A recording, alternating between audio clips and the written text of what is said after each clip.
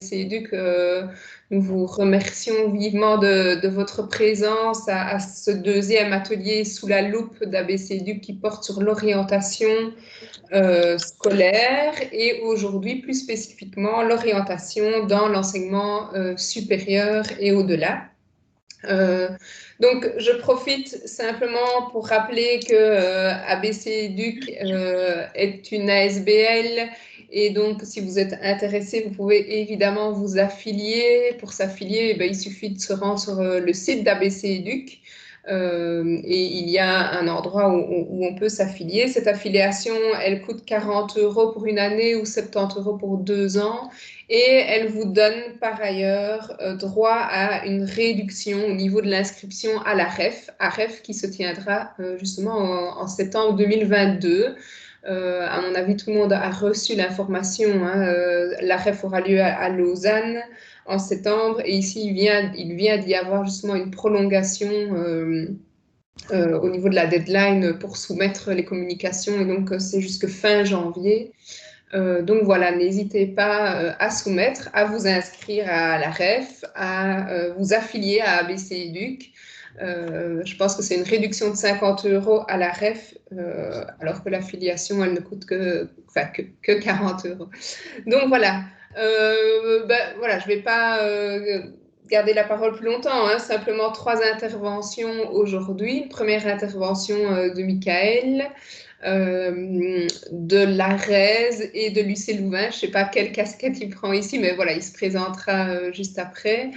Une présentation de Dorian et moi-même juste après. On est tous les deux issus de l'ULiège. Et enfin, on terminera avec Philippe Fonck du service d'orientation à Lucé Louvain, si je ne me trompe pas.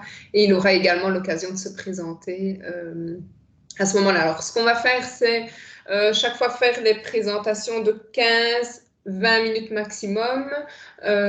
Vous aurez l'occasion, s'il y a des questions plus d'ordre de compréhension ou de clarification, eh bien, n'hésitez pas à noter votre question dans le chat. On prendra quelques minutes après chaque présentation. Et puis alors, par contre, on va essayer de conserver un moment plus de débat d'un quart d'heure à la fin, où là, on aura l'occasion alors de discuter et de répondre encore à vos questions. Donc voilà, je propose de passer la parole à Michael. Merci Virginie. Je vais partager mes slides. Est-ce que tu peux me confirmer, Virginie, quand je les fais, si tu vois bien tout comme il faut? Voilà, normalement c'est ça, ici. Voilà, très bien. Tu vois quoi quand je Oui, je vois juste que tu n'as pas encore mis en mode diaporama, mais sinon... c'est embêtant parce que je l'ai mis en mode diaporama. Je sais pourquoi. Je repartage. Voilà, c'est sur l'autre écran, je vais le partager. Voilà. Comme ça, tu vois que je l'ai mis en diaporama maintenant. Ouais. Voilà, oui. Ouais. Bonne page.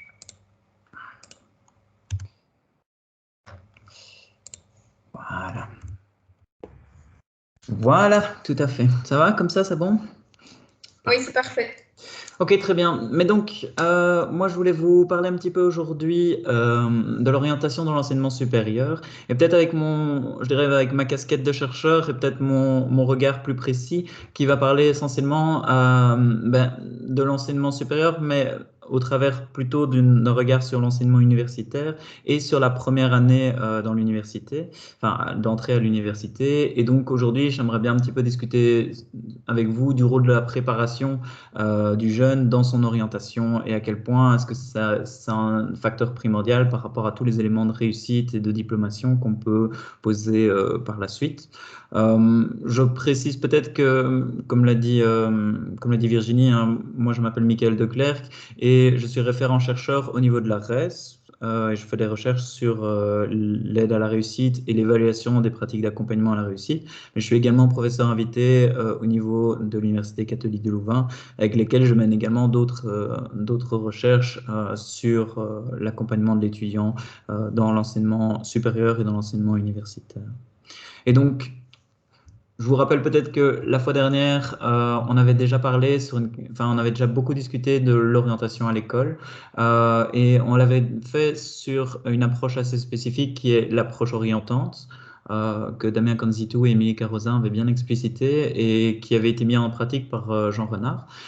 Aujourd'hui, on va plutôt s'orienter vers une approche, enfin, en tout cas dans ma présentation, une approche que j'appellerais de l'approche par compétences, donc la réflexion de l'importance de la préparation en termes de compétences dans la notion d'orientation. Et donc, on va essayer de répondre peut-être à deux questions, enfin, essayer d'y répondre, en tout cas, on va les poser et on verra bien comment est-ce qu'on peut avancer dans les réponses à ces questions. La première, c'est quelle est la part d'influence de la préparation du jeune sur sa capacité à mener à bien son choix d'études? Et la deuxième chose, c'est comment est-ce qu'on peut inclure cette préparation disciplinaire dans l'orientation et le processus d'orientation du jeune?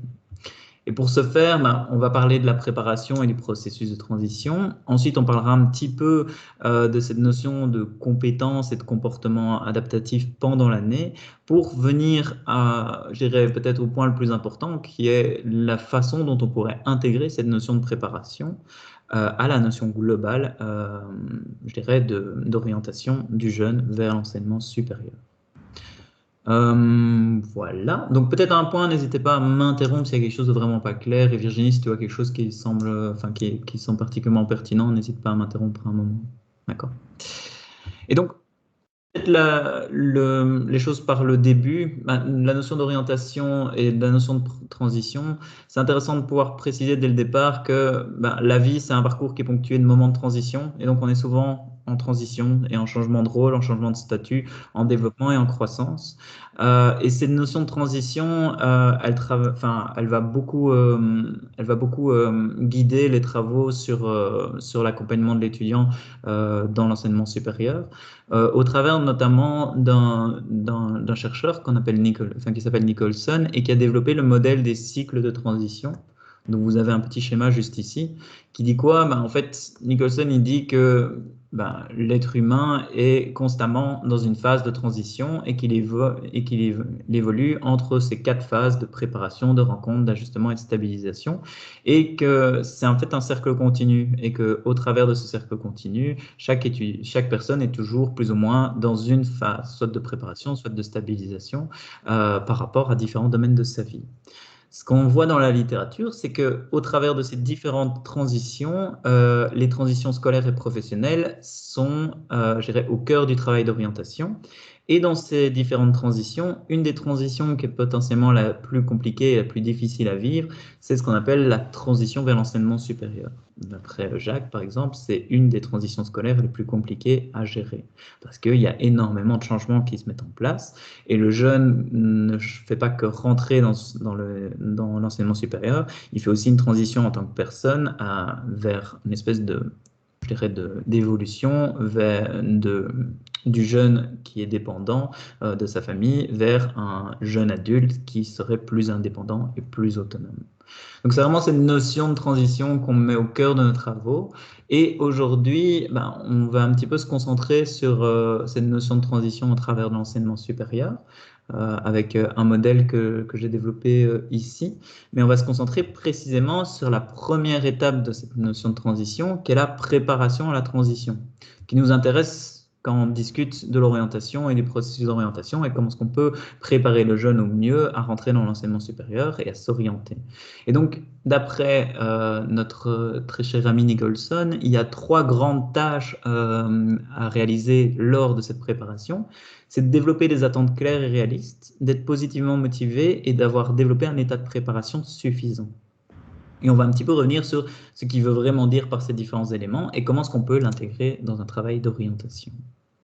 Et donc, peut-être avant de commencer, avant de rentrer dans le cœur du sujet, c'est de se dire à quel point est-ce que la préparation est importante pour mener à bien son projet d'études et son projet d'études. En fait, d'après Nicholson, c'est la phase clé d'une bonne adaptation et c'est quelque chose qui a été aussi montré dans les travaux sur l'enseignement supérieur et l'adaptation à l'enseignement supérieur. La préparation est vraiment un des éléments fondamentaux pour que le jeune puisse s'adapter à l'enseignement supérieur.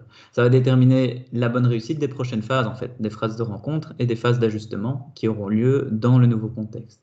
Et ce qu'on voit dans plusieurs recherches, c'est que si la préparation est insuffisante, il y a un espèce de processus d'accumulation de lacunes qui se met directement en place chez le jeune, qui arrive avec potentiellement pas suffisamment de préparation en termes d'orientation ou de préparation en termes de compétences ou en termes de motivation. Et il va arriver avec un certain retard, avec certaines lacunes qui vont lui poser problème dans l'assimilation des premiers concepts, qui va réengendrer plus de lacunes, plus de retard, et ainsi de suite. Et c'est ce qu'on peut voir dans un des entretiens qu'on avait mené et un des extraits des entretiens qu'on a menés avec des étudiants de première année qui nous disaient que c'était complètement démotivant. Dès qu'ils ont loupé quelque chose, c'est vraiment super dur de rattraper et ça s'accumule et à la fin, on sait qu'on ne passera pas l'examen. Et donc, on voit vraiment que dès le début, il y a ce processus qui se met en route et que c'est important de pouvoir travailler au mieux dès le départ pour pouvoir éviter que ce processus s'active. Et donc, au travers, je dirais, de cette notion de transition, on avait les trois notions, donc la notion d'état de préparation suffisant. Et qu'est-ce qu'on peut mettre derrière cette notion d'état de préparation suffisant quand on parle de réussite universitaire et de transition vers l'enseignement supérieur? Ben, c'est tout ce qui est compétences disciplinaires. Et donc, dans les compétences disciplinaires, c'est la capacité de l'étudiant à venir avec les bons prérequis à l'entrée. Et on voit que c'est déterminé comme un des déterminants principaux de la réussite de l'étudiant en première année de l'enseignement supérieur par beaucoup de littérature. Et d'ailleurs, ici en dessous, vous avez deux articles en français qui sont libres d'accès qui discutent de cette notion de déterminant et de prérequis et de comment est-ce qu'on peut travailler ces prérequis au niveau de l'orientation. Ensuite, dans la préparation, il y a aussi la préparation en termes de compétences académiques, de stratégie d'études, de méthodes de travail. Et ça, la littérature nous montre que ça a un effet significatif sur la réussite, mais que ça change en fonction des contextes et en fonction des pratiques évaluatives qui sont mises en place. Des fois, ça a des effets forts, des fois, ça a des effets plus faibles.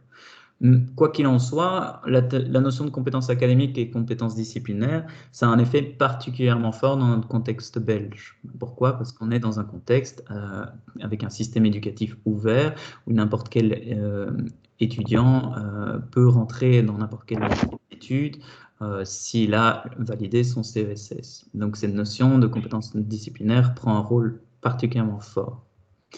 Mais il n'y a pas que ça dans l'impact de l'orientation du jeune et dans l'impact sur sa réussite.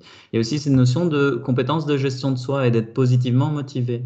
Tout je dirais, le bagage motivationnel avec lequel il arrive dans l'enseignement supérieur est très important.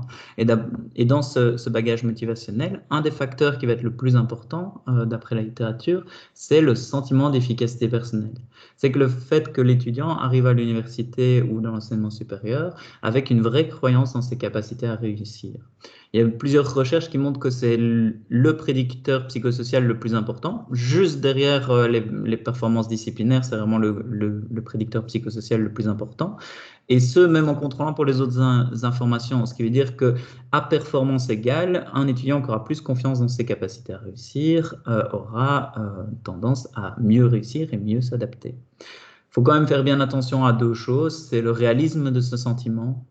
Si on est dans une sous-estimation trop forte de nos compétences, évidemment, on va tomber dans cette notion d'angoisse paralysante et incapacitante qui va poser problème dans l'adaptation. Mais dans l'autre sens aussi, donc si on est dans une surconfiance dans ses capacités à réussir, on peut aussi rentrer dans une forme d'imprudence. Enfin, en tout cas, le jeune peut rentrer dans une forme d'imprudence et risquer de se confronter un choc de réalité beaucoup plus important après, en prenant, entre guillemets, son adaptation un peu trop à la légère. Donc ça, c'est les deux facteurs. Le troisième qui semble nécessaire et qui concerne vraiment le processus de choix et le processus d'orientation, c'est une notion de développer des attentes claires et réalistes. Et qu'est-ce qu'on voit à travers de ça? Ça nous parle beaucoup des travaux qui ont été mis en place par les Flamands Germeis et Verschuren, qui nous disent que dans un processus de choix, il y a plusieurs facteurs qui vont rentrer en jeu. La motivation au choix, l'engagement, donc la certitude du choix du jeune, et tout ça va avoir un effet sur son implication dans le programme, mais également et surtout, d'après ces auteurs, l'exploration. Donc la capacité du jeune à pouvoir explorer ses envies, ses forces et ses faiblesses, mais également, et encore une fois, également et surtout, sa capacité à pouvoir explorer l'environnement. Donc une exploration assez large des différentes possibilités qu'il pourrait, différentes possibilités d'orientation qu'il pourrait prendre, mais surtout, une fois que son choix a été affiné, une exploration en détail, vraiment, du contexte dans lequel il va rentrer. Donc, dans le contexte dans lequel il va rentrer. Donc, potentiellement, si on veut faire des études de droit à l'Université de Liège, une vraie exploration de ce que ça signifie concrètement en termes de programme, en termes de contexte, que de faire des des études de droit à l'Université de Liège. C'est un facteur qui semble primordial pour la réussite de l'étudiant et surtout pour son ajustement, pour éviter ce que certains auteurs appellent le choc de la transition. Et donc d'avoir énormément de préconceptions sur le monde de l'enseignement supérieur, et puis d'arriver les premiers jours et de se dire « Oh mon Dieu, mais ça ne ressemble pas du tout à ce que je m'étais imaginé ». Et donc c'est toute l'importance de développer ces attentes claires et réalistes qui vont permettre d'éviter ce choc, parce que ce choc est des fois très compliqué à gérer, et justement peut amener très vite ce processus d'accumulation de lacunes. Donc, qu'est-ce qu'on peut dire à ce stade? C'est que finalement, quand on parle de préparation au processus de transition, on ne parle pas uniquement de travailler sur le choix et sur l'exploration précise du choix, mais qu'il y a aussi cette notion de réflexion par rapport aux compétences qu'a l'étudiant, quelles sont tes compétences, et également beaucoup de travail sur la notion de ses croyances et ses motivations. Donc, en quoi est-ce que l'étudiant croit et est-ce que l'étudiant a une vraie croyance dans ses capacités de réussir dans tel et tel programme. Et c'est des éléments qui semblent nécessaires à pouvoir inclure dans ce processus de transition et dans ce processus d'orientation.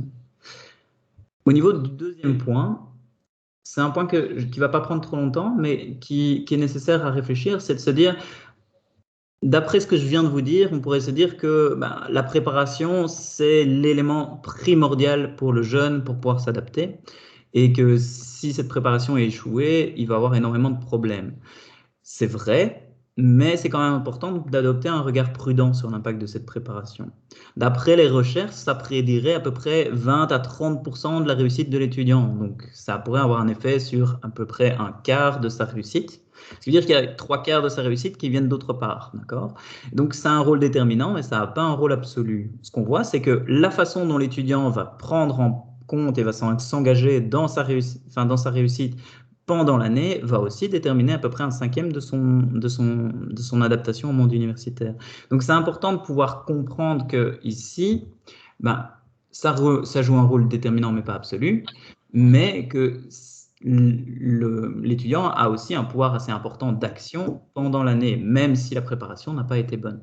Néanmoins, on voit quand même que ça a un impact important. Il faut aussi préciser que ça a une variation importante en fonction des contextes d'études. Et donc, dans certains contextes d'études, ça va être encore plus important, surtout dans les contextes de sciences exactes, ça va avoir un effet encore plus important. Dans d'autres contextes, ça a un effet plus varié. Un des points qui est intéressant aussi de présenter pour relativiser l'effet de cette préparation, c'est une des études que j'ai réalisées il y a déjà quelques années, qui concernait l'analyse de profil d'étudiants à l'entrée, donc sur cette notion d'état de préparation, d'attente claire et de motivation. On a essayé de déterminer différents profils d'entrée, on en a déterminé 6, et donc des profils d'entrée qui avaient beaucoup de difficultés sur l'entièreté des points, qui étaient peu motivés, qui avaient des attentes pas claires du tout au départ et qui avaient un état de préparation très faible. Et puis des profils qui, à l'opposé, étaient extrêmement avantagés.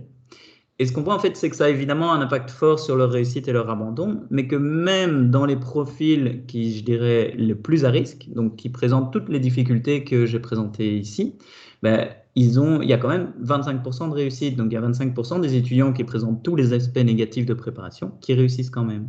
Et dans le profil le plus avantagé, donc celui qui présente tous les aspects positifs, donc une bonne motivation, des bonnes attentes et un état de préparation très important, on voit qu'il y a 18% d'échecs et je pense une dizaine de pourcents d'abandon en plus.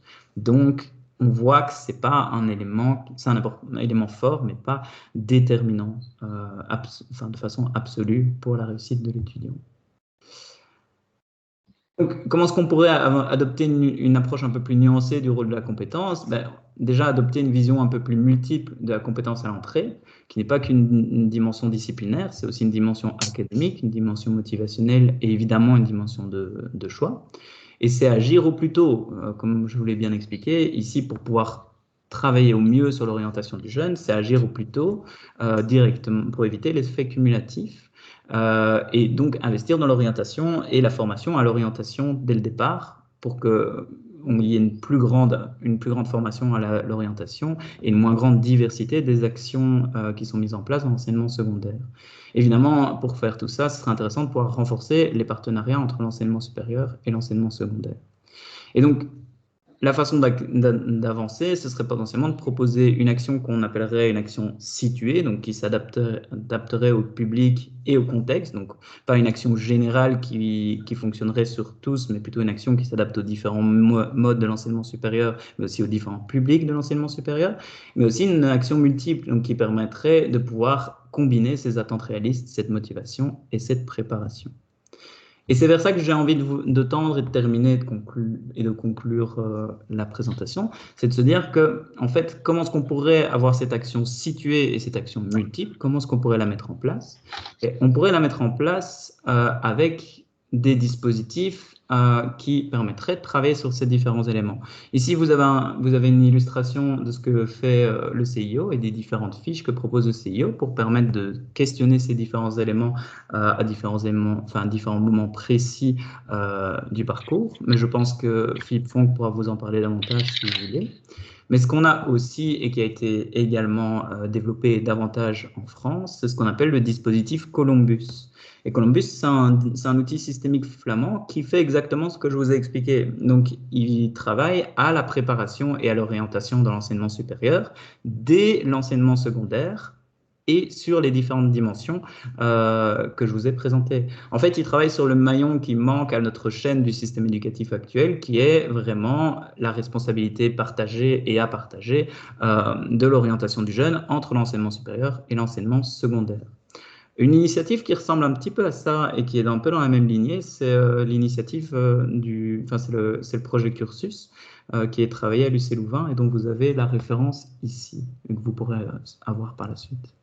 Et donc, qu'est-ce que fait Columbus? C'est un travail collaboratif entre différentes institutions d'enseignement supérieur, donc des universités, des hautes écoles, mais également une collaboration active avec l'enseignement secondaire et un travail commun, donc entre l'enseignement secondaire et l'enseignement supérieur, sur la communication avec le jeune et la façon de pouvoir communiquer avec le jeune.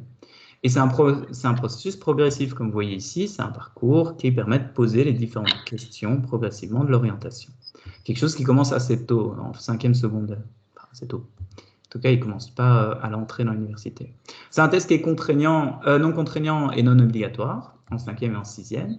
Et il approche la notion de motivation, donc la notion d'être suffisamment motivé, la notion des compétences, donc avec les stratégies cognitives, tests de compétences et maîtrise de la langue, mais aussi la notion des intérêts professionnels, donc la réflexion concrète sur ce qu'on veut faire et sur la façon de le travailler.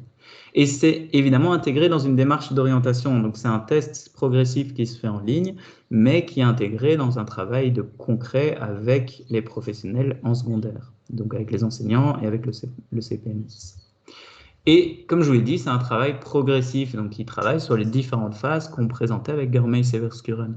On part d'une auto-exploration, puis une exploration plus large de certains éléments, et puis des explorations détaillées et concrètes des contextes pour faire une prise de décision et s'y engager.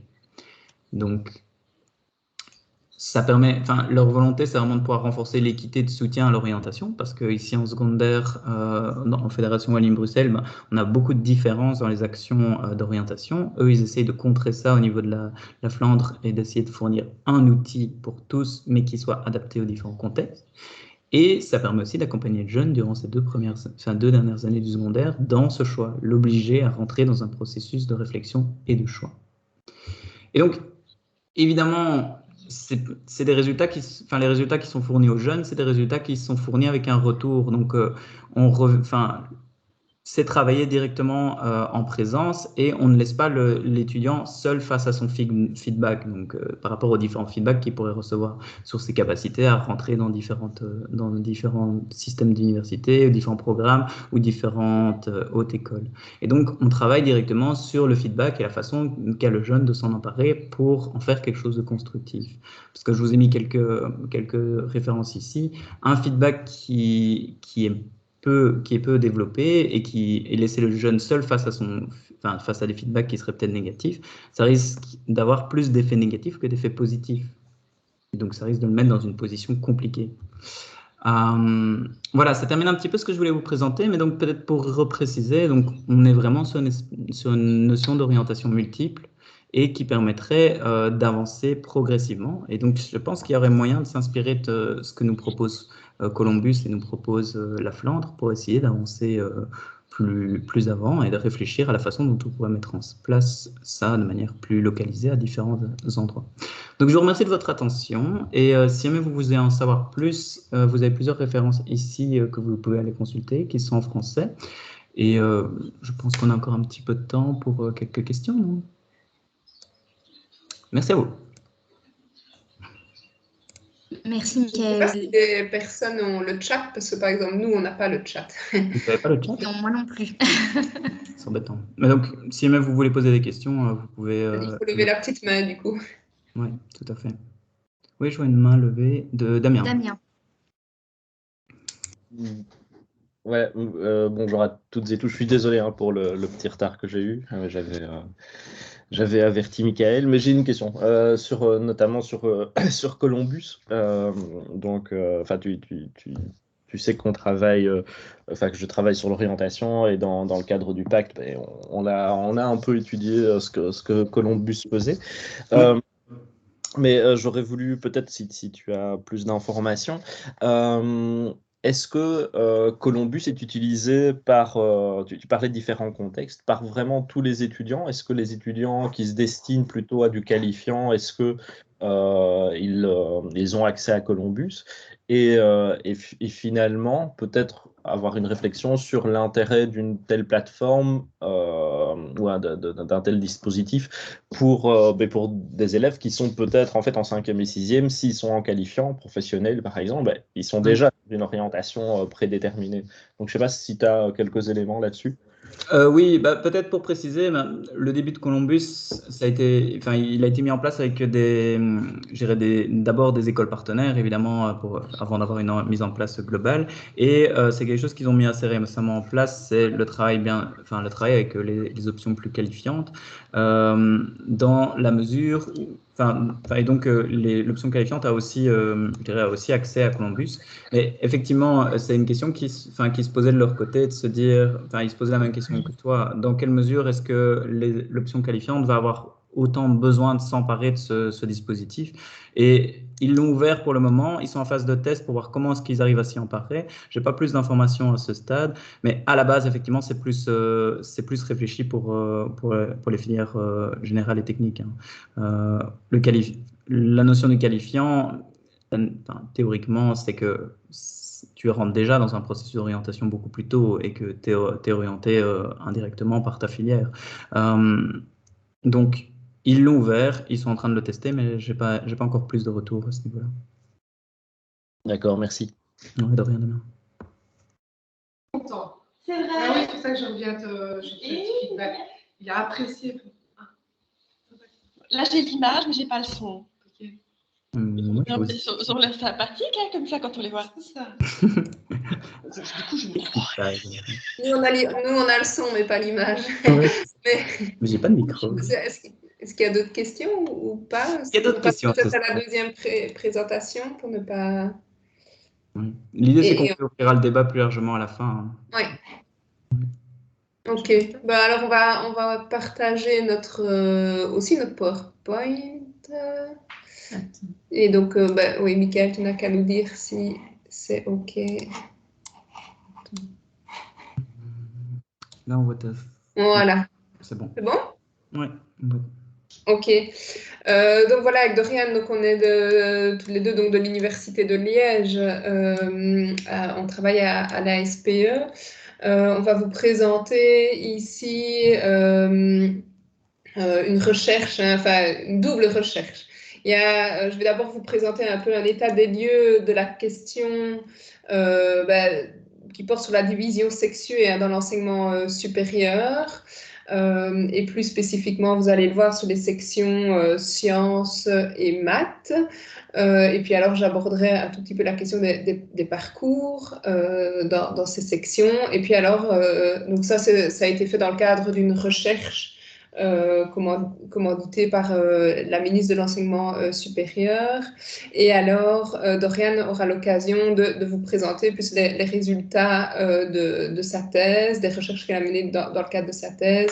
Donc, elle vous parlera un peu des leviers, justement, pour favoriser l'orientation vers les études et les carrières à forte composante mathématique. Alors, au niveau du volet 1, je vais présenter assez rapidement les résultats. Donc, tout d'abord, on a un peu regardé en termes d'inscription dans l'enseignement supérieur hors universitaire et universitaire, voilà, dans les différents domaines. Et donc, ce qu'on constate, c'est qu'on observe une sous-représentation des filles, particulièrement dans les domaines des sciences et techniques. Cette sous-représentation, donc, on l'observe dans l'enseignement hors universitaire, mais on la retrouve aussi, dans l'enseignement universitaire. On peut voir ici, donc, par exemple, en sciences de l'ingénieur et technologie, pour l'année 2018-2019, on retrouve 21% de filles. Alors, ce constat, il n'est pas neuf. Si on remonte, voilà, depuis, par exemple, en 2005, on voit tant dans l'enseignement hors universitaire que universitaire, que les garçons sont majoritaires dans ces secteurs. On est allé voir de manière un petit peu plus approfondie ce qui se passait dans les différentes sections du domaine des sciences et du domaine des sciences et techniques. Et donc, dans le domaine des sciences, quand on regarde un peu de plus près, on peut se rendre compte qu'en fait, cette sous-représentation des filles, elle est plus marquée dans les domaines vraiment qui touchent aux mathématiques, comme l'informatique, la physique, les maths, etc. Tandis que dès qu'on aborde des sections plus bio, voilà, oui, la bio, les sciences du vivant, et bien là, on ne retrouve pas du tout cette sous-représentation des filles.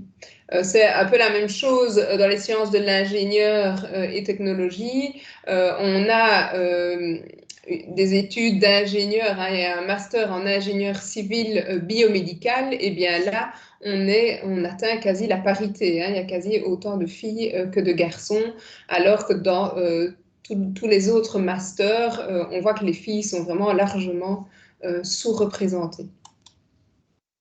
Alors, on a aussi envisagé un peu les parcours des hommes et des femmes dans l'enseignement supérieur en termes de réussite en fin de première année, d'abandon et de diplomation.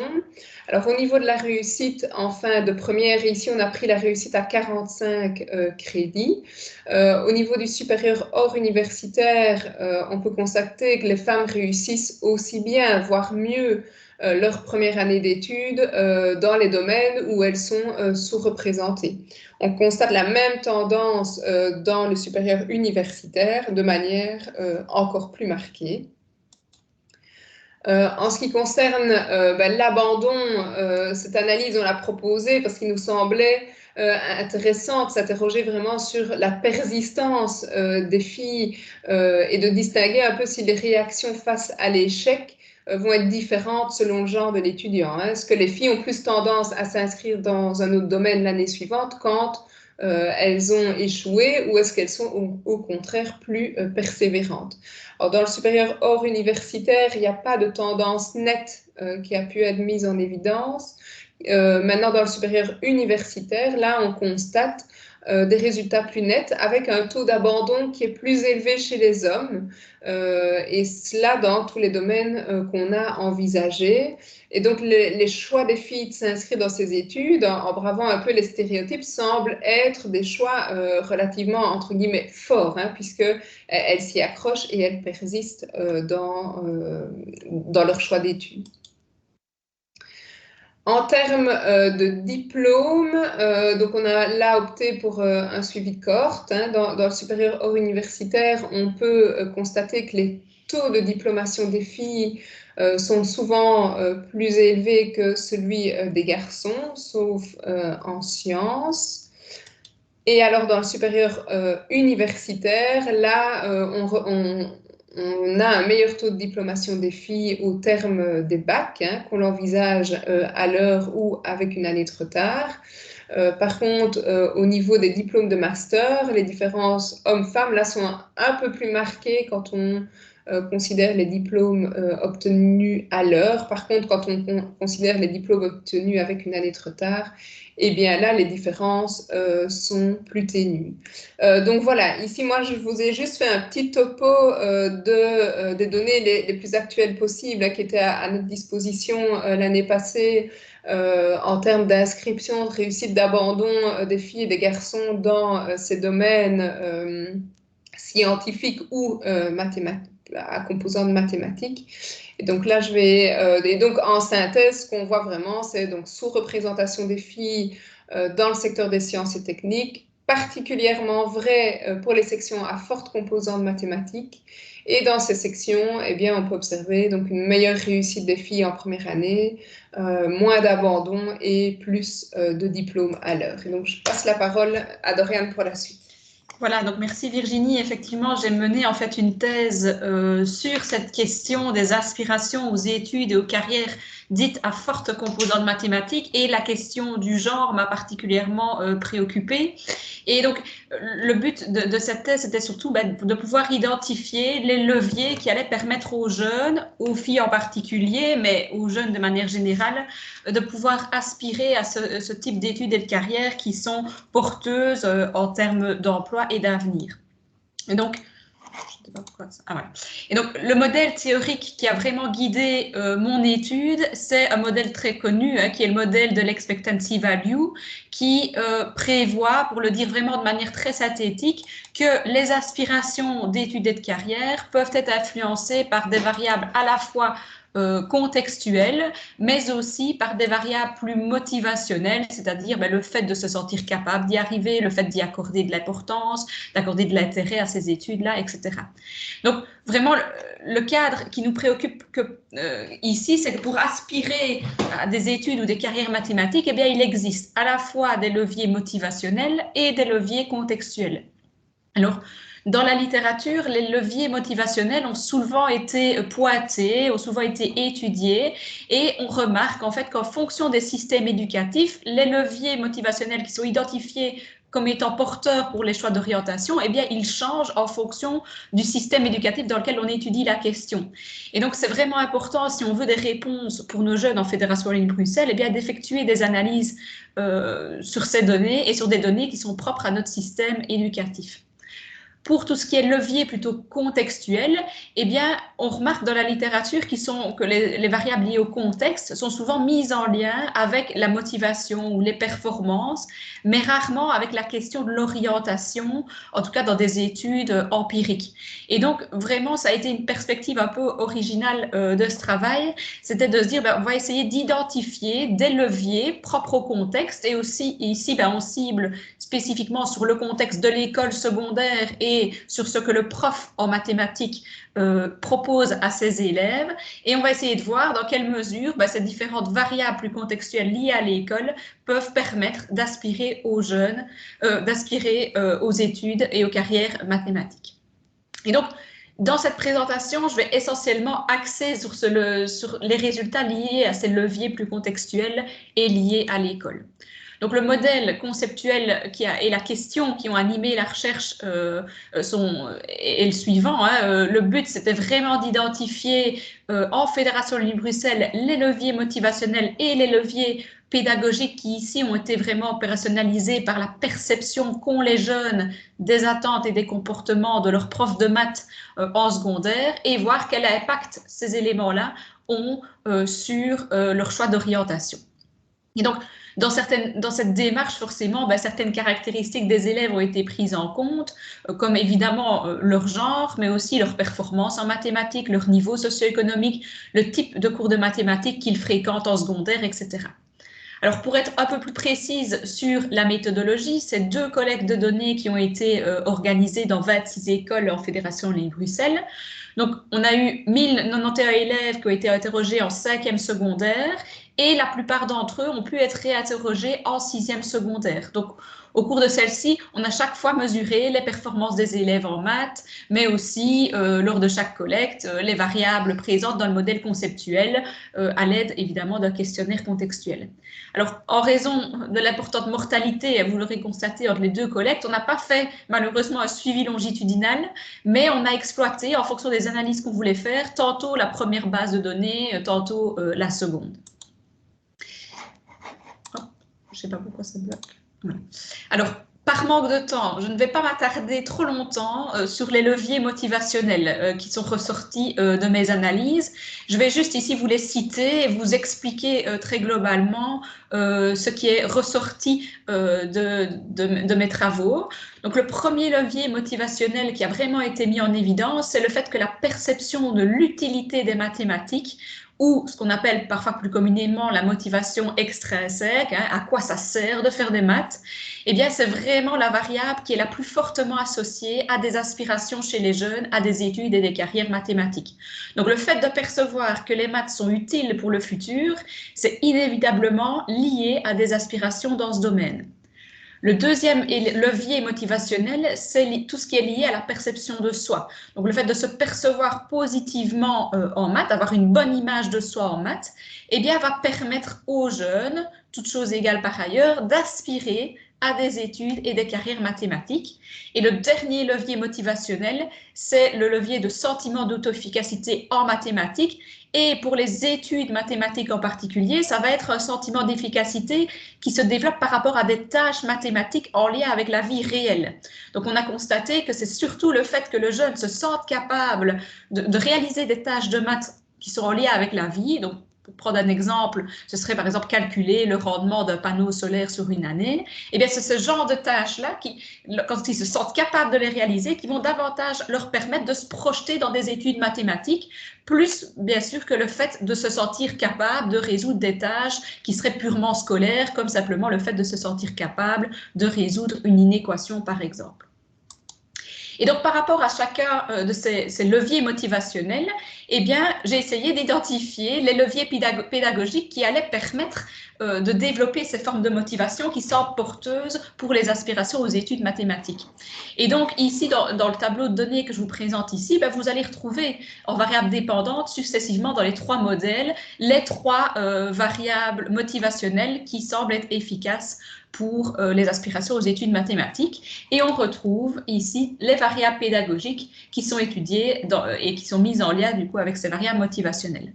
Et alors, il en ressort plusieurs résultats intéressants. Ici, je vais juste cibler sur certains. Le premier, c'est qu'au niveau de la perception de soi, on remarque que les attentes de l'enseignant sont vraiment toutes choses égale par ailleurs quelque chose de très important pour l'image de soi. L'image que l'élève se construit de lui en mathématiques est vraiment influencée par ce que l'enseignant pense plutôt que par ce que l'enseignant fait finalement. Et dans une moindre mesure, la perception de soi est aussi associée à la pertinence de l'enseignement. On retrouve également un lien positif entre cette variable de pertinence et l'utilité alors perçue des mathématiques. Donc le fait vraiment de voir que l'enseignant dispose d'un enseignement qui a du sens, mais ça permet à l'élève de mieux saisir l'utilité des maths pour son futur. Et quand on sait que c'est cette variable d'utilité perçue qui est la variable motivationnelle la plus puissante pour l'orientation des jeunes vers les études et les carrières mathématiques, eh bien c'est un résultat qui est vraiment important. Une autre analyse que j'ai réalisée, ça envisageait cette fois le lien plus direct entre les variables pédagogiques et ma variable dépendante principale qui était les aspirations aux études mathématiques. Et donc à l'aide de ce modèle de régression logistique multiniveau, on voit que hormis l'influence des variables motivationnelles dont on connaissait finalement déjà les effets, au niveau des variables plus pédagogiques qui sont introduites par le modèle, eh bien, ce sont les pratiques d'activation cognitive qui sont perçues par les élèves et qui entretiennent un lien positif avec les aspirations aux études mathématiques. Donc, ce résultat signifie vraiment que le fait d'avoir la perception que l'environnement d'apprentissage en mathématiques en secondaire est un environnement qui est cognitivement stimulant et qui implique des démarches de haut niveau cognitif, eh bien, est positivement et directement associé au fait d'aspirer à des études mathématiques. Alors, c'est un résultat qui est particulièrement innovant car, à ma connaissance, il existe vraiment peu de recherches qui ont étudié l'orientation des élèves vers les études mathématiques en mobilisant ce concept clé d'activation cognitive. Et il est intéressant, en tout cas, de noter que ce levier est vraiment favorable pour tous les élèves, quel que soit le type de cours de maths fréquenté, donc quel que soit le volume accordé aux cours de mathématiques. Alors, le dernier résultat que je voulais vous partager avec vous, qui a été aussi trouvé dans un autre article de recherche, donc une autre partie de la recherche, où là, on a envisagé plutôt des analyses statistiques un peu plus complexes, puisqu'en fait, on a modélisé les relations entre certaines variables motivationnelles, certaines variables pédagogiques et la variable toujours dépendante principale, mais cette fois en se centrant uniquement sur les carrières. Et donc, on a ce modèle d'équation structurelle qui a été réalisé séparément chez les filles et chez les garçons. Et ici, vous avez sous les yeux les résultats pour les filles. Et je voulais attirer vos attentions sur un résultat assez particulier, c'est qu'on a dans ce modèle distingué deux formes de soutien, à la fois un soutien d'ordre social, c'est le fait simplement de percevoir que le prof de maths est sympa avec moi, est gentil, etc. Et le soutien qui est plutôt d'ordre académique, donc le prof de maths me donne des feedbacks sur mon travail, me dit où j'en suis, ce que je dois faire pour m'améliorer, etc. Et on constate que chez les filles uniquement, donc ça c'est un résultat qu'on ne retrouve pas chez les garçons, eh bien, on a des liens négatifs entre le soutien qui est strictement social et la perception de soi, l'utilité perçue des maths et dans une moindre mesure également avec les aspirations aux carrières. Donc, on peut penser que lorsqu'il y a uniquement une certaine forme de sympathie vis-à-vis des filles, eh bien, ça dérègle en quelque sorte la relation pédagogique, ou en tout cas, elle est interprétée par les filles d'une mauvaise façon, peut-être par une forme de condescendance qui est réelle ou supposée. En revanche, ce qui est intéressant, c'est qu'à nouveau, chez les filles uniquement, on remarque que ces liens négatifs sont contrebalancés par des liens positifs d'un soutien qui est vraiment académique cette fois. Donc, ça signifie que chez les filles, il y a vraiment ce besoin d'obtenir des feedbacks pour être davantage intéressée, être davantage motivée, être davantage confiante par rapport aux maths et qu'une simple bienveillance ne suffit pas à leur égard. Et donc, par rapport à chaque levier pédagogique ici que je viens très succinctement de vous balayer à travers des différents tableaux de résultats, eh bien, il a été possible alors de réfléchir à des applications sur le terrain. Si je reprends le premier levier de pertinence de l'enseignement, eh bien, cela entraîne d'encourager les mises en application des contenus mathématiques enseignés dans le monde réel. Ça fait vraiment un parallèle avec l'approche orientante, hein, mais souvent en fin de secondaire, les contenus mathématiques enseignés sont considérés comme abstraits ou purement mathématiques, alors qu'en fait les mathématiques, elles sont partout autour de nous et qu'on pourrait élargir la vision des élèves de l'utilisation des maths et les inviter à établir davantage de liens entre les apprentissages qu'ils réalisent en classe et ce qu'ils peuvent vivre. Et pas uniquement en établissant des liens avec la sphère technique, mais aussi en établissant des liens avec en mobilisant des exemples mathématiques liés à l'humain, puisqu'on a vu que c'est toute cette sphère du care et de tout ce qui est lié à l'humain qui intéresse davantage les filles. Alors, il suffit par exemple de regarder à quel point les maths ont été utilisées pour établir des prédictions dans le cadre de la crise de la Covid-19 pour se rendre compte qu'on peut lier mathématiques et aspect humain. Le deuxième levier, c'était l'activation cognitive et en matière d'application pédagogique, il s'agirait d'abord de soutenir les enseignants dans la création de tâches mathématiques qui soient vraiment stimulantes, mais aussi les aider à accompagner ces élèves qui sont engagés dans ces tâches. De nombreuses recherches montrent que les enseignants ne savent pas toujours comment se positionner pour les aider sans leur donner tout à fait la réponse. Et puis, il faudrait aussi, du niveau des élèves, leur permettre de sentir qu'ils sont en présence d'activation cognitive et donc ces prises de conscience peuvent être favorisées par un travail de métacognition ou d'apprentissage autorégulé. Troisième levier, les attentes de l'enseignant qui, comme je l'ai dit, influencent fortement l'image que les élèves se construisent d'eux-mêmes. Et on a tout un courant de recherche qui ont montré de manière assez nette que les attentes sont souvent plus négatives à l'égard des jeunes filles en mathématiques. Et donc, il s'agirait vraiment de pouvoir sensibiliser les enseignants à cette problématique. Et il s'agit la plupart du temps évidemment d'un phénomène qui est totalement inconscient, mais connaissant les répercussions que les attentes peuvent avoir sur l'estime de soi, il convient vraiment de s'en préoccuper. Et à ce sujet, Ruby Davis, qui a travaillé beaucoup sur ce sujet-là, a montré qu'il y a un effet vraiment asymétrique des attentes sur la perception de soi. Donc on remarque que lorsque les attentes sont négatives, eh bien, le déclin dans l'image de soi est beaucoup plus important que l'amélioration de l'image de soi quand les attentes sont positives. Et donc, envers les filles, ben vraiment, il s'agirait surtout de limiter ces attentes négatives. Enfin, le dernier point qui la touche vraiment encore de manière plus spécifique aux filles, c'est le dernier modèle de résultat que je vous ai montré. Eh bien, on voit que la simple bienveillance ne suffit pas et peut même être délétère. Et donc, il convient vraiment d'encourager les enseignants en mathématiques à donner davantage aux filles les moyens de s'autoréguler. Alors, en conclusion, je voudrais simplement attirer l'attention sur le fait que cette thèse et tout le travail que j'ai mené, je pourrais donner les références des articles si ça vous intéresse, montrent vraiment que l'école et les enseignants ont un pouvoir de contribuer à une meilleure participation des jeunes, et là je parle des filles et des garçons, dans les domaines liés aux mathématiques, que l'activation dans les classes des leviers motivationnels et pédagogiques qu'on a pu pointer eh bien, peut aussi entraîner des changements dans les perceptions qu'ont tous les jeunes et donc des changements culturels, ça dépend des exemples qu'on prend, etc. Et donc les actions suggérées par ces leviers eh bien, participent inévitablement à une déconstruction des stéréotypes qui sont fréquemment associés aux mathématiques et des stéréotypes qui sont fréquemment associés au genre de l'élève, hein, la fameuse idée que les filles ne sont pas faites pour les maths. Et cette déconstruction réelle des stéréotypes, elle est vraiment indispensable. Dans nos résultats, on n'a pas pu montrer qu'un levier mathématique ou motivationnel ou pédagogique a pu enrayer la sous-représentation des filles dans les études et les carrières maths. Les garçons conservent toujours, toutes choses égales par ailleurs, environ 3 fois plus de chances d'aspirer à ce genre de carrière. Par contre, c'est indispensable donc, de les activer du coup, pour déconstruire l'ensemble des stéréotypes qui gravitent autour de cette problématique. Mais pour déconstruire tout ça, ce n'est possible qu'à la condition de toucher l'ensemble des jeunes, c'est-à-dire les filles et les garçons.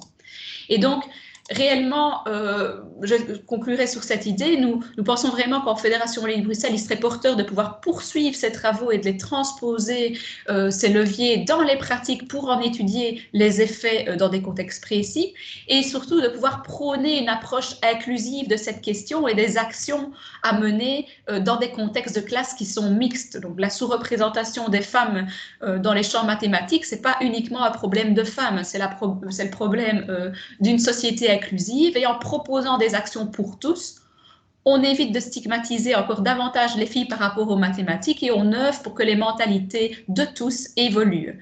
Je pense vraiment que ça permettra aux filles comme aux garçons de découvrir l'étendue de leurs talents ainsi que la richesse et la diversité qu'offrent ces études et ces carrières mathématiques.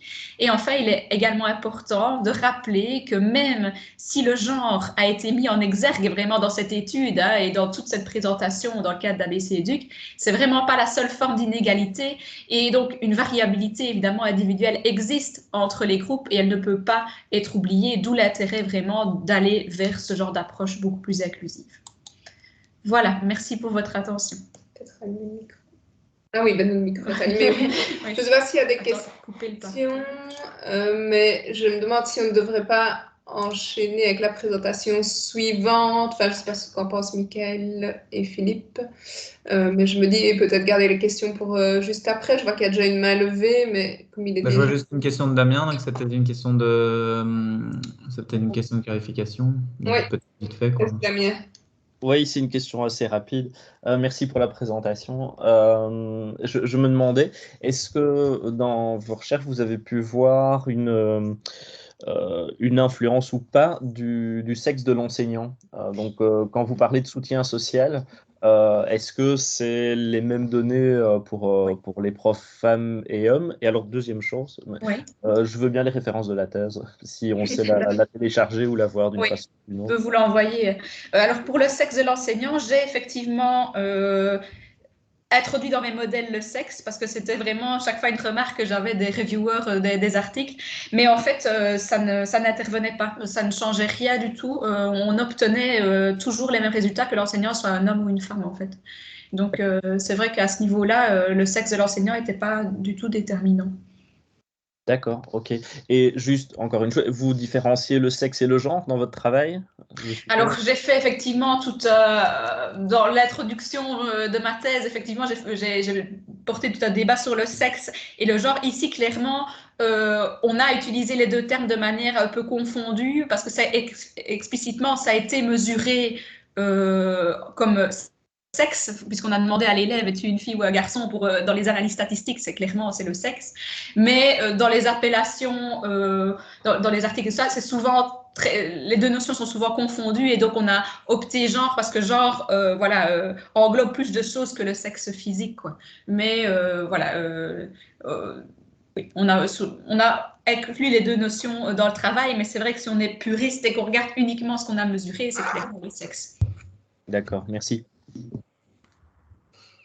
Moi, je propose qu'on passe peut-être à la présentation de Philippe et puis on prendra le temps de la fin pour prendre les derniers commentaires et les dernières questions, hein. Ici, on va réouvrir plus largement, donc ce sera bien. Voilà, est-ce que vous m'entendez bien? Oui, et on voit très bien tes slides. Vous avez le PowerPoint, voilà. Alors, je vais prendre peut-être effectivement un regard un peu différent et donc je voudrais centrer ma présentation plutôt sur les ambiguïtés ou les idées reçues que l'on peut avoir quant à l'orientation et bien sûr, elles ont aussi un impact sur idées reçues qui peuvent être aussi bien dans le chef du conseiller que dans le chef des personnes qui nous consultent. Mais du coup, cela a un impact, bien sûr, sur le travail que l'on mène avec ces personnes. Alors, j'ai pris 7 regards. Et le premier que je voudrais aborder avec vous, bien, c'est un peu l'idée selon laquelle tous les élèves seraient égaux face à l'orientation scolaire, ou devraient être égaux. Donc on peut le conjuguer comme on veut. On sait que certaines organisations, notamment dans l'idée d'instaurer un service public en matière d'orientation, voudraient offrir en tout cas une égalité d'accès au principe. Donc cette notion d'égalité de traitement, quelque part, elle est sous-jacente. Et on l'a déjà dit, et je pense que les recherches qu'on vient d'avoir le montrent, eh bien, il y a beaucoup de facteurs d'inégalité. Alors, alors, je suis daltonien, donc j'ai toujours un peu un problème, mais donc les premiers facteurs, et qui sont probablement les plus étudiés, sont ceux qui touchent à l'origine sociale et la réussite dans l'enseignement supérieur. Ceux qui touchent au rôle de la famille et avec des études plus spécifiquement liées à la place et au rôle que les mamans jouent dans les familles.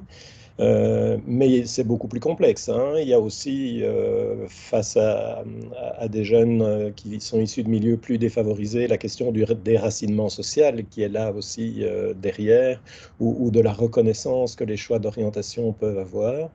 Et puis, il y a des études qui portent sur des notions d'homogénéité, puisque cette homogénéisation est fortement présente quand même dans nos établissements scolaires qui en général, sont quand même, ont une population assez homogène, et une homogénéisation aussi au sein des options, hein, avec des études que Frédéric Niels a mis en évidence, et qui amènent finalement des choix relativement normalisés, hein.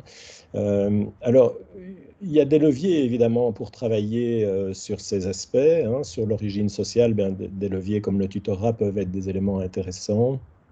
Sur le travail avec les familles, le fait de travailler avec les familles et de les inclure dans les questions relatives à l'orientation, et bien sûr de valoriser aussi auprès des jeunes la diversité de parcours, et donc de ne pas montrer uniquement aux jeunes des parcours qui seraient uniquement en lien avec leur option. Personnellement, j'ai fait des études en mathématiques avec des orientations scientifiques en humanité. Et quand je disais que j'étais psychologue, je dois dire que ça faisait tâche dans la classe. À côté de ces variables, je voudrais quand même pointer certaines variables qui sont plus intra-individuelles et auxquelles on ne pense pas toujours. Et je voudrais mettre l'accent, alors la notion de sentiment d'efficacité personnelle a déjà été énoncée, mais je voudrais dire aussi que dans les styles de personnalité, il y a des éléments qui jouent. Quand on dit à un jeune qu'il doit explorer, par exemple, pour peu qu'on ait un jeune relativement conventionnel et introverti, eh bien ça va être très difficile pour lui de faire un travail d'exploration. Et notamment de rencontrer des professionnels ou d'aller sur des plateformes de tutorat pour poser ses questions. Quand on dit à un jeune qui est peu intuitif, de lui dire il faut rêver ton avenir, c'est probablement quelque chose qui n'est pas aisé pour lui et pour certains, la difficulté à pouvoir décider, hein, ça a à voir aussi avec leur compétence de décideur d'une certaine manière. Influence des stéréotypes et donc le fait d'avoir des témoins inspirants sont également des éléments importants. Et puis le fait que l'on aborde les questions d'orientation dans les situations de crise et au moment des crises, bien, entraîne aussi une anxiété ou une situation anxiogène qui est mauvaise conseillère dans le domaine de l'orientation. Or, pour beaucoup de jeunes, le moment où on aborde la question de l'orientation, c'est souvent au moment où il y a une difficulté scolaire. Donc, c'est comme si on ajoutait une couche d'anxiété à une couche déjà existante, et on sait que tout un chacun n'est pas égal dans la gestion de cette anxiété. Et donc, il faut pouvoir travailler bien en amont, bien sûr, le processus de construction des choix auprès de tous les élèves, et j'insiste sur le tout, et donc pas uniquement ceux qui seraient particulièrement en situation délicate. Deuxième approche que je voudrais avoir, c'est quelque chose qu'on entend souvent. Ah, vous savez, c'est difficile à leur âge, c'est un choix pour la vie. Alors, ben non, c'est un premier choix et je montre ici un slide qui présente ce qu'on appelle le Live Rainbow, hein. Beaucoup d'entre vous connaissent probablement ça. Et on va prendre des rôles très différents d'étudiants selon les âges, de temps sur lequel on va travailler sur des questions relatives à la citoyenneté. Et donc, les différentes positions que l'on peut prendre aux différents âges de la vie vont évoluer. On a parlé pendant un certain nombre à différentes périodes de grandes crises, hein, la grande crise de la quarantaine, ce genre de questions. Ce sont des moments d'ajustement de parcours, mais aujourd'hui, si on écoute des auteurs comme Savikas par exemple, on est dans le contexte d'une société beaucoup plus liquide, et nous on le voit, on voit par exemple des jeunes diplômés à peine lancés sur le marché du travail qui n'endossent pas uniquement un statut de travailleur, mais qui viennent aussi, continuent à endosser le statut de continuer à se former et qui reviennent très vite et qui retournent vers nous. Et la crise de la quarantaine aujourd'hui, elle arrive à moins de 30 ans. Hein. Donc on voit beaucoup d'évolutions à ce niveau-là. Donc, il s'agit d'un développement tout au long de la vie et même, je dirais, d'une remise en question. Et donc, le travail d'orientation doit travailler effectivement sur la question du processus qui est là derrière. Un autre élément qui me semble important, c'est qu'on lie souvent la question de l'orientation avec la question de la décision ou du cap ou du but. Et donc, on met souvent le jeune face à quel choix vas-tu faire, quelle est la décision que tu vas prendre. En tout cas, dans la famille, dans son entourage, ce sont des éléments qui sont fortement présents. Et bien sûr, je ne vais pas détailler, hein, il y a un certain nombre de spécialistes de l'orientation dans la salle, mais c'est bien un processus. Mais il faut aussi pouvoir identifier les compétences qui sont nécessaires à chacune des phases de ce processus. Et là, je reviens sur la question des inégalités. Ce processus demande de faire appel à des formes de pensée qui sont différentes. Une pensée divergente quand il s'agit d'explorer, donc de travailler la curiosité. Une forme de pensée qui est davantage conceptuelle, qui va rechercher des équivalences, qui va rechercher des constances, qui demande de développer un sens critique quand on est dans des phases de clarification. Et puis, une pensée qui est beaucoup plus évaluative, sélective, quand il s'agit d'opérer des choix. Et on l'a entendu dans la présentation de Michael, et c'est quelque chose que l'on développe trop peu. Il a présenté ce schéma avec toutes les activités préparatoires qui peuvent exister pour la démarche anticipative et une pensée anticipative et une forme qui est une forme déjà de premiers engagements avant même de se lancer dans le supérieur. Alors, en Belgique francophone, pour faire bref, ce que l'on développe très fort, c'est la pensée divergente. Les temps, les moments de réflexion sur ce qui a été découvert dans le cadre de salon de l'étudiant, dans le cadre de journée carrière, dans lequel on amène le jeune à retravailler sous la forme de texte, d'une approche critique des informations qu'il a recueillies, c'est vraiment très peu développé. Les phases de spécification, on le voit avec certains TFE parfois qui tournent autour du projet et qui demandent aux jeunes de présenter son projet. Mais je vois par exemple du côté français, par exemple, le jeune doit vraiment candidater avec une lettre de motivation pour candidater dans l'enseignement supérieur. On n'a pas spécialement ce type de travail. Et les démarches anticipatives sont relativement, si on enlève les quelques cours ouverts préparatoires à l'enseignement supérieur, il y a beaucoup d'activités qui existent, mais est-ce qu'elles sont vraiment utilisées? Ça, c'est vraiment une autre question. Quatrième point sur lequel je voudrais mettre l'accent, c'est le fait qu'aujourd'hui, l'information est logiquement suffisante et de qualité. Il suffit de regarder sur Internet, théoriquement, l'information est suffisante et de qualité. Non. Aujourd'hui, le jeune est confronté face à une information qui est pléthorique. Et elle est de 3 grands ordres.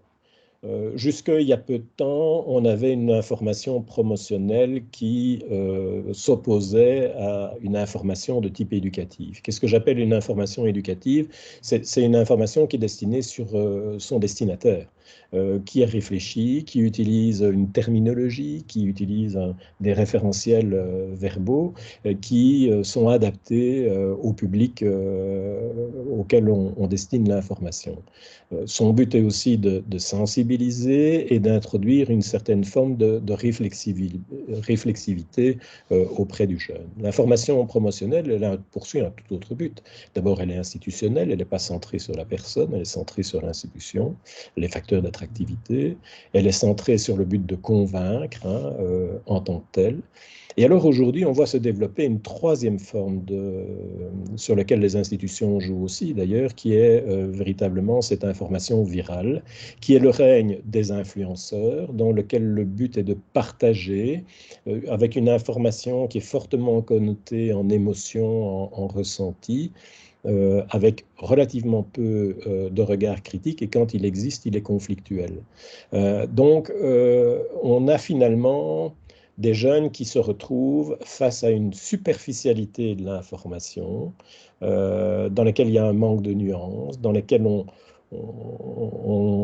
les stéréotypes occupent une place importante. L'information de qualité, elle est noyée.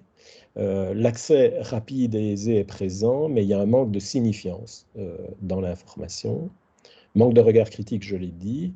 Et puis alors, la question des codes et de la structuration. Quand une formation relève du domaine économique, par exemple, on n'apprend pas nécessairement aux jeunes à identifier quels sont les points communs que les différentes formations de type économique, que ce soit un bachelier en comptabilité ou un bachelier en marketing, entretiennent entre elles. Quels sont les points communs entre ces formations?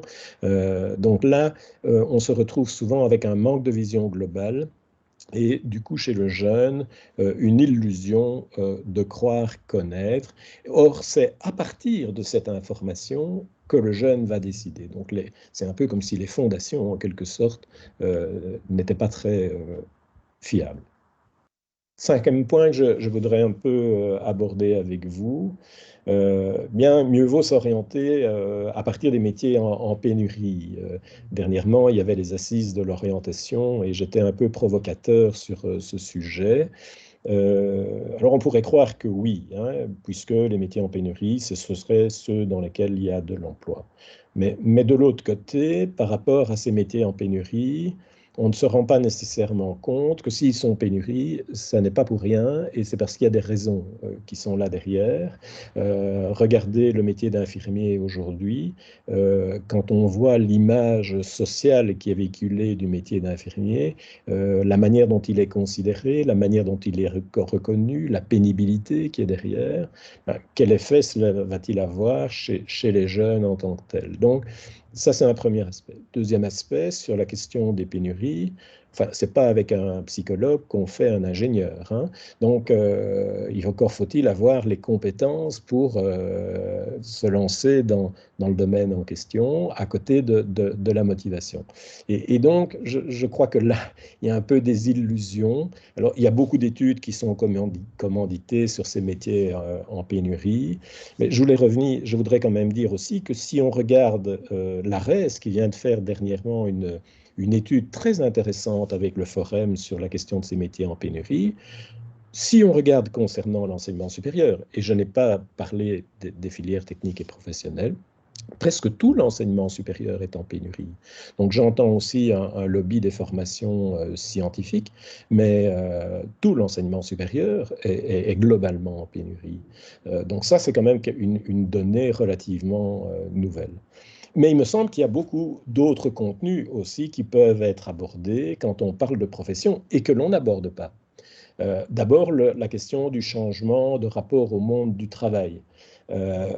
Aujourd'hui, les jeunes aspirent à un autre rapport au monde du travail, rapport notamment à la fois sur le côté du type d'organisation dans laquelle ils se voient peut-être davantage dans des organisations qui sont plus de type entrepreneurial et dans lesquelles les capacités à pouvoir faire changer les choses, évoluer, sont peut-être très différentes d'une grande organisation dans laquelle ils se sentent opérationnalisés. Il y a bien sûr, et ça a été dit, je ne vais pas y revenir, la question du genre en tant que tel. Il y a aussi la question de qu'est-ce qui fait évoluer les métiers, qu'est-ce qui les fait changer. Est-ce que c'est uniquement les nouvelles technologies? Quels sont les facteurs, les nouveaux modes de relation que l'on entretient avec des domaines comme la médiation, des nouveaux enjeux sociétaux, et donc toute cette question aussi relative aux transitions sociétales. J'aime bien de reprendre cette étude qui a été faite dans le cadre de l'OCDE qui montrait que les jeunes sont toujours attirés par les milieux traditionnels, hein. Grosso modo, quand on échange avec eux sur la question des métiers, c'est toujours à peu près les 5 mêmes métiers qui reviennent. Si on prend dans l'enseignement supérieur ou universitaire, on va revenir immanquablement le médecin, le droit, les sciences économiques et la gestion, l'ingénieur en tant que tel. C'est presque toujours les mêmes qui reviennent. Donc il y a vraiment un travail éducatif très important à réaliser et probablement à faire en lien avec les disciplines comme ça a été évoqué. Sixième axe, l'orientation est une affaire de spécialistes. Alors c'est quelque chose que l'on entend souvent et je voudrais revenir un peu ici comme si le conseiller était la boule de cristal. Alors, j'aime bien cette analyse qui a mis en évidence que les jeunes prennent conseil dans l'ordre, hein, auprès de leurs parents, des pairs et des enseignants, puis in fine des conseillers d'orientation. Et en fait, la question du sentiment d'efficacité personnelle a déjà été abordée. Et quand on retourne un peu dans la littérature, on voit que ce sentiment d'efficacité personnelle, il est lié à 4 facteurs. J'en retiens 3.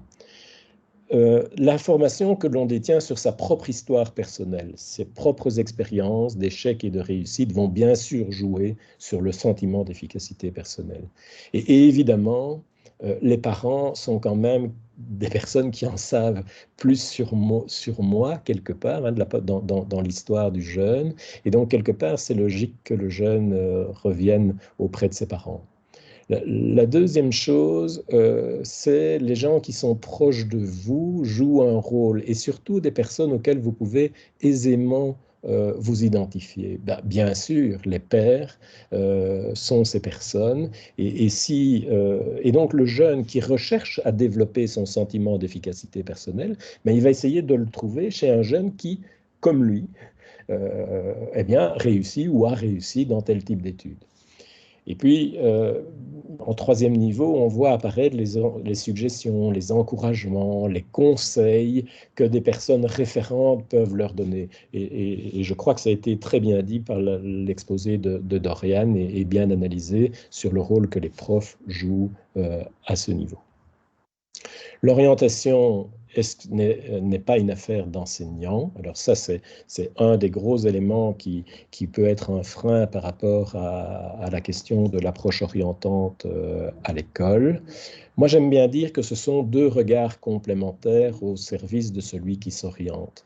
Et donc, il ne faut pas les opposer, mais il est plus intéressant d'analyser les apports que l'un peut avoir. Le conseiller d'orientation a une approche plutôt psychologique en général, l'enseignant a une approche pédagogique, et donc il va pouvoir donner des conseils pertinents sur le plan pédagogique, ça a été dit par Dorian. Le conseiller d'orientation, très largement, il y a des interventions de groupe, mais c'est quand même l'individuel qui est souvent généralisé, alors que l'enseignant voit le jeune dans un groupe. Donc c'est aussi un poste d'observatoire qui est assez différent. Le conseiller voit le jeune dans des rencontres ponctuelles et il l'observe dans son bureau et il vient avec les compétences perçues, c'est-à-dire celles que le jeune perçoit de lui-même. S'il me dit qu'il est fort en maths, je ne vais pas lui faire une analyse statistique pour voir. Par contre, l'enseignant, lui, il a des rencontres régulières avec le jeune, il voit son évolution, il le voit sur des compétences réelles, en tout cas sur le plan pédagogique. Puis on voit qu'il y a des outils communs en matière de tests ou en matière d'évaluation. Et le rôle de l'enseignant, finalement, est de questionner non pas la destination, mais de questionner l'apprentissage. Si tu veux cela, alors qu'es-tu prêt à mettre en œuvre dans ton apprentissage aujourd'hui? Et donc, c'est une manière de questionner l'engagement, alors que le conseiller d'orientation questionne davantage l'identité. Donc, il me semblait intéressant de réconcilier un peu ces approches et de montrer en quoi elles sont complémentaires. Alors, si j'ai encore le temps pour esquisser quelques pistes pour une approche éducative, mais j'aurais tendance à dire d'abord expliquer le fil rouge de ce que c'est s'orienter et des activités d'orientation à l'école. Et de réfléchir, donc avoir ce fil rouge. Aujourd'hui, dans de nombreux établissements scolaires, il y a des actions qui sont menées, mais il n'y a pas nécessairement un fil rouge. L'approche orientante permet de développer ce fil rouge dans une approche systémique à l'école. Donc moi, j'encourage vraiment ce genre de choses. Il me semble important aussi de pouvoir réfléchir avec les jeunes sur ce qu'est une orientation réussie et sur le sens du travail. C'est quelque chose que l'on questionne relativement peu. On questionne souvent les destinations, vers quoi veux-tu aller, mais qu'est-ce qu'une orientation réussie? Quel est le sens du travail me semble aussi un élément important. Inviter les témoins à partager, échanger avec eux, amener des cas ou des situations à pouvoir traiter à l'école, dans des cours, me semble un élément important. Et aussi de mobiliser les élèves autour de projets communs pour développer leur pouvoir d'agir. Et donc de ne pas voir le jeune uniquement dans la situation d'apprentissage, mais le voir aussi de manière globale dans la manière dont il s'investit dans des projets communs au niveau scolaire, pour l'organisation d'un voyage, pour l'organisation d'une pièce de théâtre, pour l'organisation d'une activité caritative, pour l'organisation d'une manifestation, puisque c'est de l'heure d'actualité. Eh bien, quelle part prend-il dans ce genre de choses? Le fait d'avoir un élément de continuité, un portfolio personnel me semble important, et bien sûr, comme ça a été énoncé par Michael, de pouvoir proposer des activités préparatoires. Voilà, j'ai remis ici quelques références qui abordent ces questions des lieux communs et des paradoxes dans l'orientation. Et pour ceux qui sont intéressés, il y a des cahiers du CIO qui est destiné aux parents, qui reprend 8 fausses idées reçues complémentaires à celles que je viens de vous présenter. Merci pour votre attention.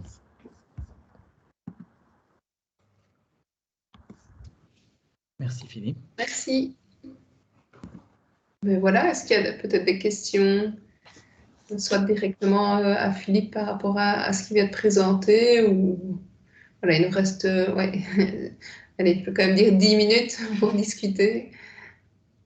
Donc, n'hésitez pas à lever la petite main comme il n'y a pas le chat. Nickel. Oui.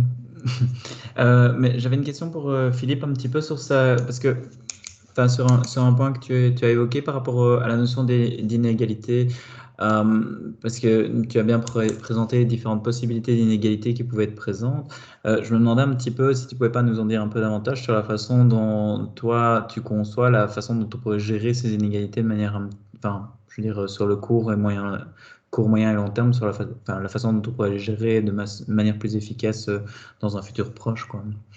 Et c'était un petit peu plus d'éléments à ce niveau-là, quoi. Mais les inégalités, bon, pour les gérer, bon, d'abord du côté du conseiller d'orientation, hein, je me mets toujours en tant que praticien, c'est finalement de se dire, mais finalement, qui est John qui est en face de moi, hein, et quel est... alors, je vois par exemple des conseillers qui ont parfois vite tendance à se dire « Ah, le RIASEC », et puis on fait le profil RIASEC, et puis on va relativement vite sur la découverte des professions. Oui, mais la découverte, comment? Est-ce qu'il est prêt à le faire? Donc, par exemple, une technique relativement simple, c'est de poser la question aux jeunes dans les dispositifs qui lui sont proposés. Qu'est-ce qui est le plus signifiant pour toi? Ou dans ce qu'on a abordé aujourd'hui, qu'est-ce qui a été le plus marquant pour toi dans l'entretien? Donc ça, c'est une manière déjà de sentir comment le jeune capte et de voir s'il sent qu'il développe un sentiment d'efficacité pour s'orienter. Ça, c'est une première chose. Une deuxième chose, c'est qu'effectivement, on voit certains jeunes qui aujourd'hui, dans le domaine de l'orientation, font fortement les choix d'orientation sur base de leurs intérêts uniquement. Et donc, c'est uniquement la question des intérêts. Mais la question qui est derrière, c'est celle évidemment, est-ce que je suis capable de le faire? On pose trop peu cette question et on pose trop peu la question des activités préparatoires pour le faire, ou la question des différents scénarios qui peuvent être envisagés pour atteindre le but. Moi, je donne souvent l'exemple de l'Everest. Je fais ce dessin avec les jeunes et je leur montre la face nord et la face sud de l'Everest. La face nord, elle est aride et il y a intérêt à être un bon alpiniste. La face sud, elle est parfois plus longue, elle nécessite parfois de passer par une haute école, puis de revenir vers un enseignement universitaire, d'effectuer une passerelle, de passer par différentes formes d'enseignement, de passer parfois par une année préparatoire pour accéder à l'enseignement supérieur. Le jeune croit qu'il va perdre un an, mais en fait, il va en gagner. Donc là, je pense que c'est aussi une manière d'aborder ces questions. La question de la préparation peut être une manière de dépasser la question des inégalités. Ouais, merci. Okay. Est-ce qu'il y a d'autres questions à ce stade?